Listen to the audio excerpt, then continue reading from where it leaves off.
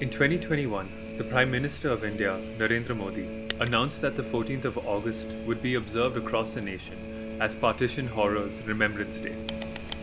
The purpose of this event is to mark the struggle and sacrifices of those who suffered in the largest mass migration in human history. Was the partition the price that undivided India had to pay in exchange for freedom?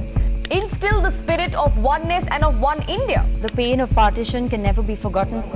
The legacy of partition is far from settled. From politicians on Twitter to pundits on TV, the events of 1947 play out in front of our screens, as if they were breaking news. Let's turn back the clock to understand why partition happened.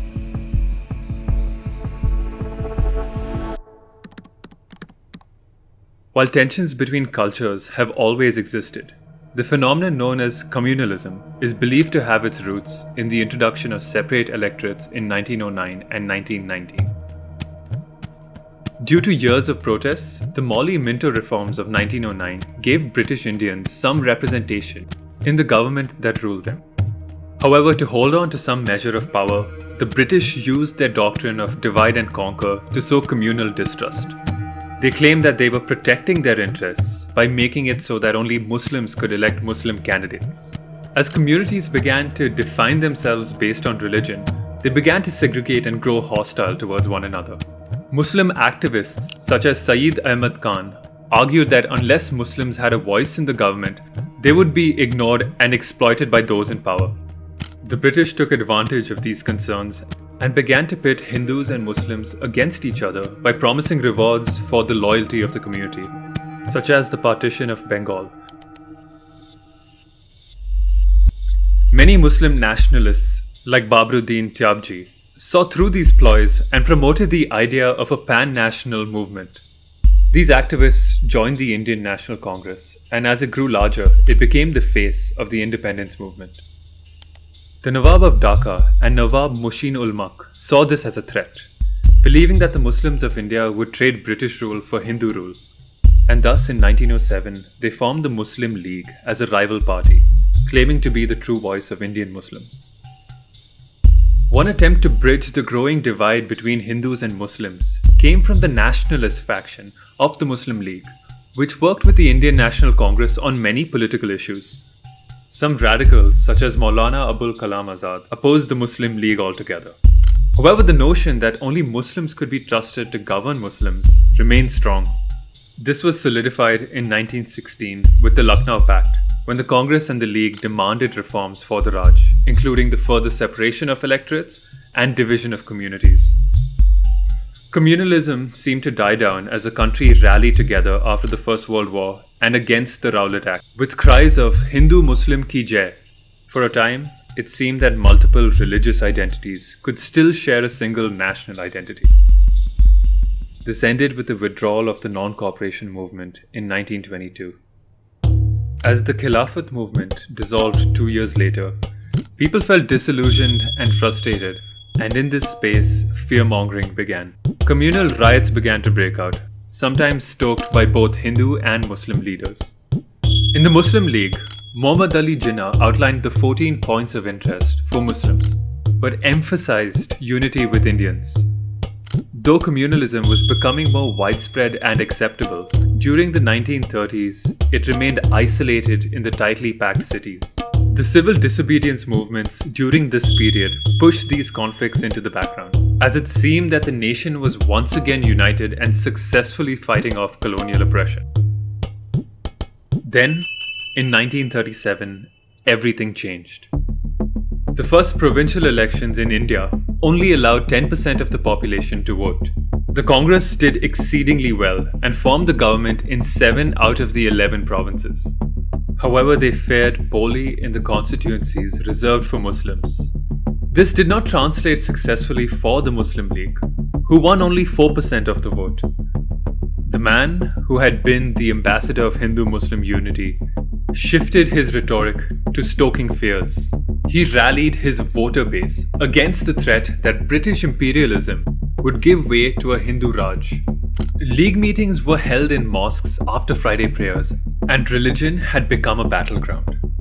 The rising communalist extremism also took shape in the form of V.D. Savarkar of the Hindu Mahasabha and M.S. Govalkar, who raised cries of Hinduism in danger.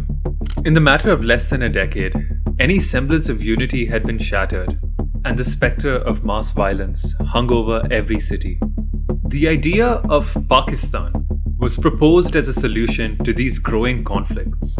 On 23rd March 1940, the League moved a resolution stating their goal of creating an autonomous Muslim-majority province. The elections that would determine the future of independent India were held in 1946. Jinnah ran with the slogan, "A vote for the League and Pakistan was a vote for Muslims." Though the Indian National Congress won 90% of the non-Muslim vote, the Muslim League won 89% of the reserved votes. Out of 476 seats reserved for Muslims, the League had won 425.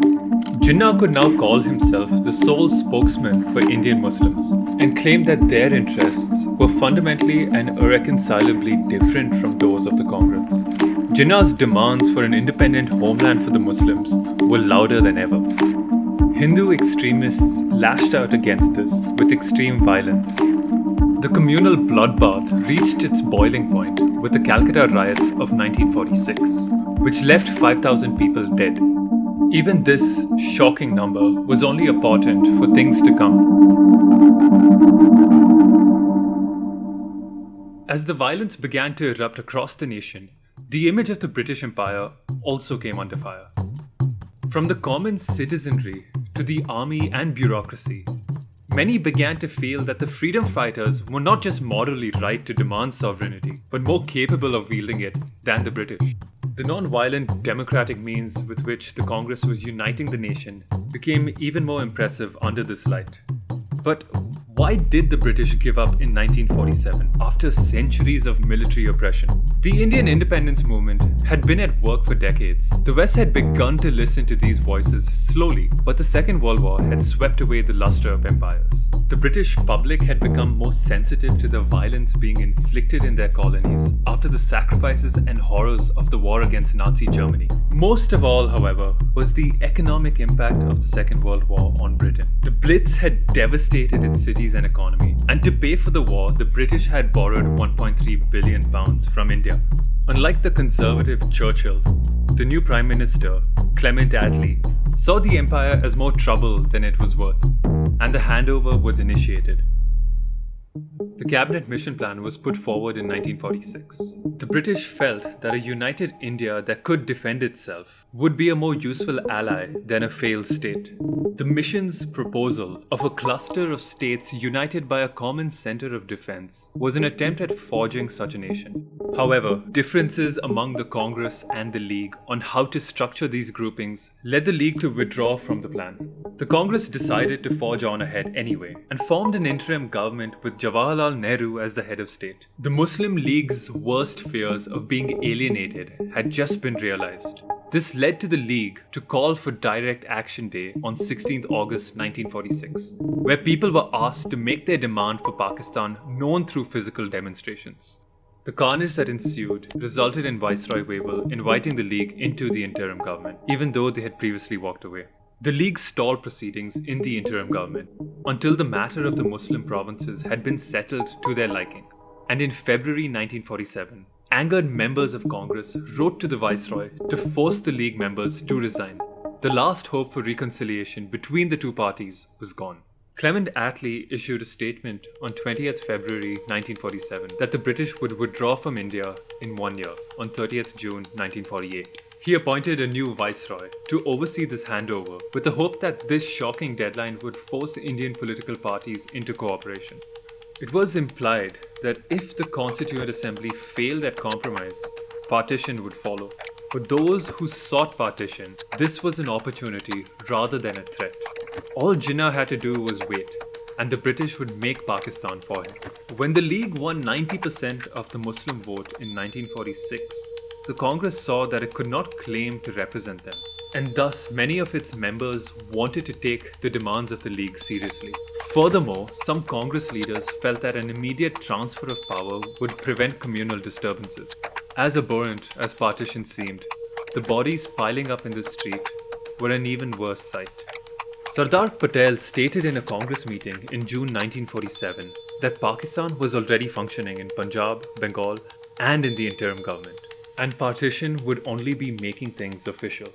Nehru was frustrated and dismayed with how the interim government had been unable to function, and the idea that the government of independent India would be the same was unbearable. Even the idea of a single independent India had come into question, as the princely states began demanding for their own independence. The leaders of both parties accepted that a new plan was needed, one that would define what partition would look like. Enter Viceroy Mountbatten. Lord Mountbatten's arrival in India marked the end of an era and the troubled beginnings of a new one. On 22nd March 1947, Lord Mountbatten, dressed in full uniform with a row of medals across his chest, was greeted not by royal fanfare, but with riots that filled the streets of Delhi with corpses. It looked like the end of the British Raj would be as bloody as its beginning. The initial plan was for Mountbatten to maintain unity, but soon he realized that partition was the quickest solution to many problems. What no one expected was that he would prepone the withdrawal by a year. The new timeline, ending on August 15, 1947, cemented a violent partition. Mountbatten wanted to hasten the pullout due to the rapidly deteriorating situation, and to leave looking like a hero. This early withdrawal was criticized by members within the British government, who pointed out that an orderly partition would take years to complete, rather than 72 days. Mountbatten's rush to wash his hands off the withdrawal threw a grenade into a room full of gunpowder. The Congress went along with this plan because they entered into secret negotiations with Mountbatten. Pakistan would be created, but it would be far smaller than the Muslim League had aimed for. Furthermore, the unaligned princely states would be pressured to join India instead. Mountbatten influenced the creation of the infamous Radcliffe Line along this agenda. When Jinnah saw the proposed maps, he was shocked and declared that this was a moth-eaten Pakistan. However, the deal had been struck, and the subcontinent began to accelerate towards a violent separation.